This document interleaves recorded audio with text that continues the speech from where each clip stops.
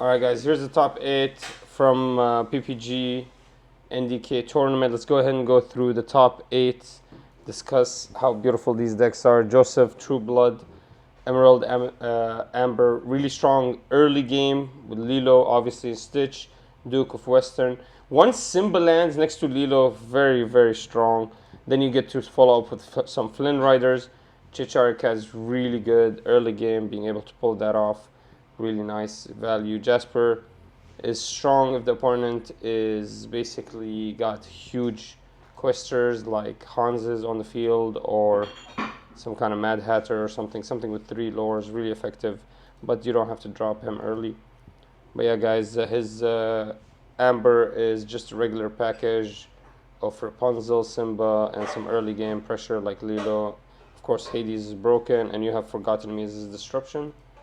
And then for his green, he's running a regular package, obviously set 1, not a lot of options.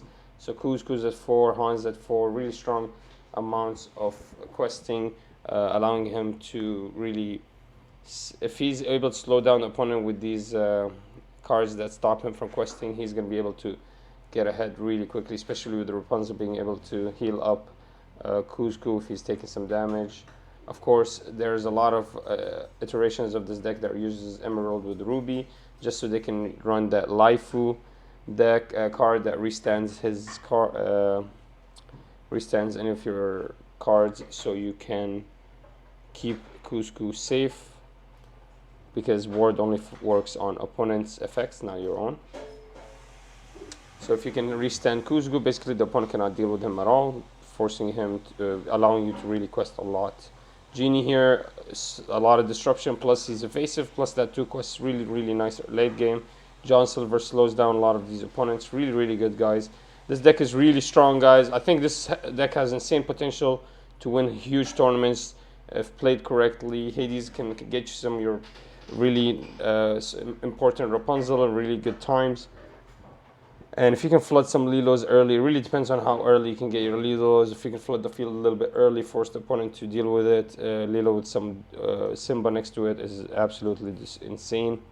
So yeah guys, that's the 7th place. Let's move on to number, sorry, that was 8th place. Let's move on number 7, Hung Lee here, Amethyst Ruby, really strong combination. Gatson is really good guys. He doesn't have to do anything, he just sits on the field if he, and just forces the opponent to not even be able to quest, because they don't want to lose their big guys. Maui does the same thing, he just sits on the field, wait for the opponent to quest so you can kill their things. As you can see, this guy's running a lot of 2-offs. It was an offline tournament, so maybe he didn't have a lot of these cards, or maybe he really did want this deck. I mean, I know Lorcana cards are very hard to find. Obviously Aladdin, you can get as many as you want, it's in the structure deck, so obviously the 2-off was a choice he made on purpose. But yeah guys, as you can see, the deck's extremely expensive. It's $780, absolutely insane. But yeah, here's Rafik is insane, it's really good. Maleficent, really strong draw for Amethyst. Magic Broom is basically an engine you run. It's one of the engines you run. You really run a bunch of engines. You run the Elsa engine, you run the Aladdin engine, you run also the Broom engine here, and sometimes you can go for the Facilitator as well. But yeah guys, a lot of options for you to go. Rafiki is really strong, can clear out small units, and it's just so pesky to get rid of, because he kills really a lot of the opponent's big guys.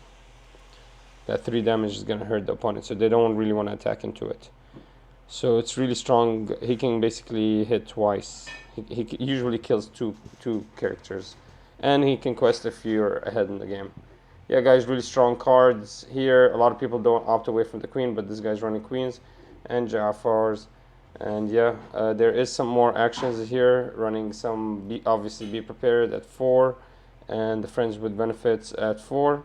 He's running a lot of items: White Watch, the Ursulas, the Magic Mirror at 3, the Shield of Virtue at 2. So his items are 2 and 3-offs. Magic Mirror, obviously you can run 2-off, still get away with it, but he's running 3. He is running Befuddle here, slow down potential costs. Items can get rid of a Magic Mirror, really can slow down the opponent. It can also slow down some of these annoying pesky guys like Gaston, get rid of them. potentially. You never know. But anyways, Dragonfire at 4, obviously. And then he is running Mickey Mouse at 4. So really strong card, guys. Really effective in this Ruby Amethyst combo. Let's move on. Number 6 here, we got Brandon Bremont. Silver, Steel, Amethyst. Amethyst is really strong. Draw. Not a lot of control till you get to Elsa. Ursula, that's a really good option. I'm surprised we didn't see in the earlier deck. It's just such a good card that does a lot when it lands, so it doesn't even need to hit or quest. But questing is insane with it. 3, it's very hard to get rid of. Gives you a draw and slows down the opponent. Really, really effective card. Really like it. And you can see this at 2 or 3 of in any deck that's running in Amethyst. But yeah, guys, I think Steel Amethyst is really good control and being able to keep your resources up. Absolutely really strong. As you can see, a lot of smashes here. 4 off. Running Grab Your Swords at 4 off. Absolutely insane. Tinkerbell at 4. So doing a lot of control, even with Beast here, getting rid of these magic mirrors is really, really effective. Also watch pocket watches. Usually if there's opponents are running only one pocket watch, Rabbit pocket watch, if you can get rid of it, that's really strong. Because pocket watches are insanely effective with a combo like Aladdin, for example. You just have this on the field, Aladdin lands, and immediately quest for 2 by basically rushing into an opponent. Really, really strong. And slows you down really well, so this is good to get rid of it, this beast. You can also run the Jafars because they're really effective. Also the Elsas can slow down the opponent. Really strong control here, guys. Really doing a lot of work. Friends with Benefits here, doing the draw, magic mirror, and the watch is really, really huge for him, getting it 3 offs. Really strong deck here, guys. Steel Amethyst. Amethyst is just such a strong color that can really combine with anything. Let's move on. Number 5, Sam. Amber Amethyst. Wow, nice to see this. Amber Amethyst control. As you can see, he's running basically a lot of small characters and kind of a rushy deck. He's just filling up the field and then tossing out a Stitch there. Really using Amethyst potentially just for draw power, being able to get your hand back while dropping a unit. Really, really effective. As you can see, he's just keeping a lot of small units on the field just to draw with Stitch. Really, really good to see this deck being effective. It's basically just a lot of small units. Mickey Mouse is actually one of the strongest effective units in the game, I think. Wow, look at these stats. Only blue has stats like that. But yeah, guys, this deck speaks for itself. Friends with Benefits. Part of this world, what it is, return a character from your discard to your hand. Wow, Hades. But in an action. Potentially getting back Rapunzel's is probably what he wants to do, because he just has so many cards that will sit on the field. Obviously, Grab Your Sword would be really a good card against a deck like this, but that's not something a lot of cards, I mean, it's not something that a lot of cards, obviously, decks have access to, unless you're Steel.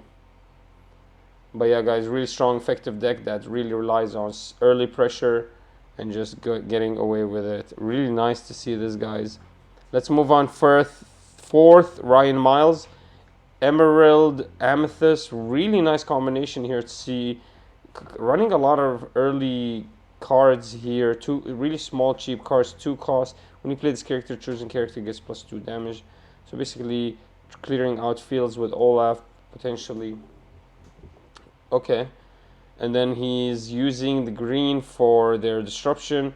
And then 𝐂𝐍𝐍𝐄𝐂𝐓, obviously Mad Hatter, they're insane amount of questing or lowering up potential, but really his Amethyst is not that big. It's just a Maleficent for the draw, Pascal for the evasive being annoying, and then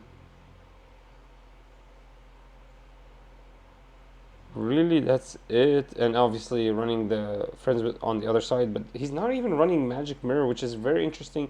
In against a deck like a Ruby Amethyst, you're gonna run out of steam really quickly. Not a lot of draw here. Has to use up whatever he has on the field, and then a couple of beat prepares can really hurt him. So I'm really surprised to see something like this make it so high. Wow, very, very nice to see this, guys. This is a nice Amethyst. I think you could add a lot more Amethyst. You could do Magic Mirror. You could add some more Queens potentially if you're looking for more draw. But yeah, he was able to pull it off, guys. Ryan Miles, that's a nice Emerald Amethyst, very interesting. Let's move on to Brooks Clark. Another Amethyst, but with steel. A lot of control here. Ursula is obviously a really good combination here, slowing down the opponent. A lot of grab your swords, friends on the other side. Magic Mirror and white pocket watch. Interesting. Captain Hookie's here is his early pressure. Everybody runs their own cards for that early one cost. Everybody runs whatever they feel like. And obviously, if you see the Captain Hook here, you know that these Fire the Cannons are here. I'm surprised there's no smashes. Maybe there's just no place to fit them. But yeah, he's able to fit the Mickey Mouse at 4 with some brooms at 4 as well, being a big engine here. And obviously running the Elsa engine as well. His queens are going to be very effective. And also grab the sword is very effective. Also, only one magic mirror, very interesting. Could run a couple more, I think. But yeah, that's all he needed. Really nice to see Brooks, Clark's, Amethyst, Steel. A lot of control, guys. Heavy movement. Whenever this character quests may deal 1 damage, there's so much damage coming in. And being able to replenish your resources with Mickey Mouse, or so losing your magic brooms are really not a big deal. Or being able to just keep drawing, really nice. I think he is losing a lot of that control by Be Prepared, for example, but Grab Your Sword can really be effective against like early Emerald or Amber decks. So wow, really nice to see these decks making it really high. Obviously it's a 39 player tournament, but still. Second place here, Jonathan Ball. Ruby Amethyst, obviously really strong combination here. Let's see if there's anything interesting in this deck. Just one Ursula's Cauldron. It's a really good option here, guys. Once it's on the field, basically you pick and choose whatever you draw. Shield of Virtue, only one. I guess it's not a big priority for him. It is really expensive to use, really only effective towards the late game, so it makes sense. Doesn't want to draw too many of it early. Mickey Mouse only at 2. I don't know if he just didn't have any more or just doesn't like him. But obviously he had the Elsas at 4 and Aladdin at 4. So he's running a lot of this Aladdin engine. Ursula by herself is by 1. And Maleficent, obviously, Rafiki, Maui, and Gatson to get rid of pesky guys. No Lefos, nothing to restand his Aladdins. And yeah, Archimedes and Sergeant Tibbs' early pressure and with some brooms. Yeah, interesting. Just like any other Amethyst, Ruby, Aladdin, Mickey Mouse doing a lot of work. Maleficent, Be Prepared at 4. Dragonfire, I'm surprised to see only 3 off, because what happens is the mirror match, this actually becomes detrimental, only having 3 Dragonfires.